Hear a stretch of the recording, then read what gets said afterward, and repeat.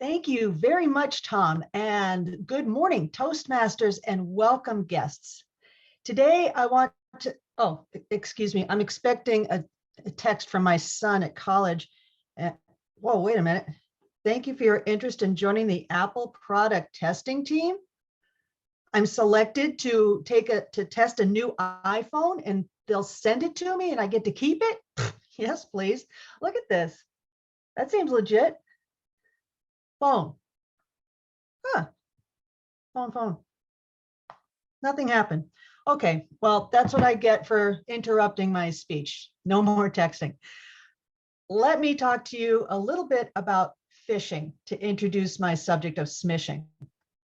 You might have heard of email phishing attacks, which is when you get those emails from people who really need you to click on this link to download this Windows executable file.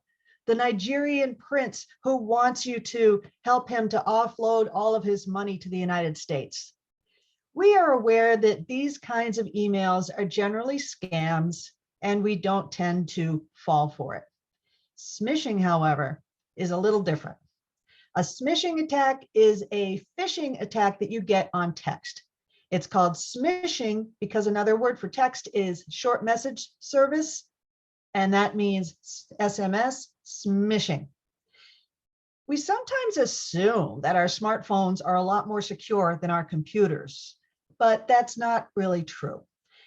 And it's easy to become a smishing victim because texts are usually personal and immediate, and you tend to just mash that screen without a second thought.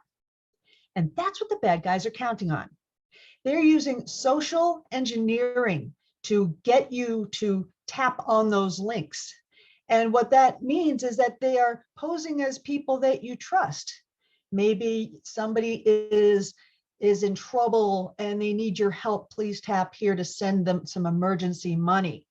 Or maybe it's a text from your credit card company that says that there's been some fraudulent activity on your account.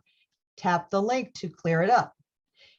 They pose as these trusted entities, and they put forth situations that we're familiar with to make it seem okay and correct that we received this text.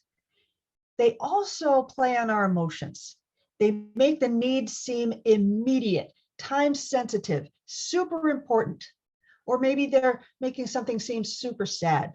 Please donate to this tragedy to help this poor defenseless puppy or something like that. But when we're emotional about something, it overrides our critical thinking, right? So we're just tapping away, reacting, yes, yes, yes. So what happens when you receive a text like that? You receive a text that says that there seems to be some strange activity on your credit card account. Tap here to clear it up. Or you have received a free gift from Amazon because you're such a great customer. Tap here to claim it. Well, those two things are pretty easy to confirm. You can call up your friend and ask if they are in trouble, that they actually do need those funds. You can contact Amazon yourself to find out if they are rewarding their loyal customers with a prize. When you receive those kinds of emails, verify by contacting the source directly, not by clicking on those links, because you never know where they're going to go. When you click on those links, it's weird because you don't often see what's the problem. Sometimes it looks like there's nothing wrong. And that is, wait a minute, speaking of, excuse me, I was just picking up my phone to demonstrate the next thing, and I noticed the battery's getting low. I'll have to take care of that later. Anyway, your phone is more than just a phone. It's a hard drive. So if your phone gets infected with malware, you could infect your computer by plugging it into the phone, or plugging your phone into the computer, and then that infects your computer. If you go to work and you charge your phone off of a line coming out of your computer, you might bring down the whole network. And that is a big problem. So let's say that you made a mistake, you tapped on that link. What happens? What happens is that sometimes a malware will come and make your phone seem really laggy, or slow or somehow underperforming, but it can also start to record your taps and gather your personal information in that way. What if, against all odds, you do become a victim of smishing? What can you do about it? You've clicked on that bad link and suddenly you see your money flying out of your credit card. Contact your credit card company, your bank immediately to let them know what happened. If this happens at work, contact the IT department and tell them that you might have inadvertently infected the whole system. You're going to cancel your credit cards and debit cards for sure to stop the outflow of money. And you want to change all your passwords and PINs. Finally, you will need to monitor your accounts to make sure that there aren't any weird activities or things that you didn't buy, charges you didn't make.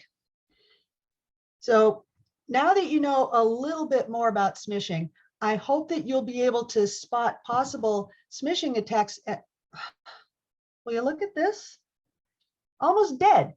I had this plugged in overnight. I don't get it. Well, I need this for work, so I'm just gonna plug it in. Wait a minute. Something just happened. Let me show you. This is weird. I've never seen this before. FBI? What? Wait a minute. I'm looking at the URL fbi.gov.id blah blah blah. And there's a typo. This is a fake website. I'm just going to click out of it now, all right? Obviously, I've been smished. I tapped on that link. There's no free iPhone coming for me. There's a whole bunch of IT headache coming instead. I've got to take care of this. Sorry, guys. Tom, back to you.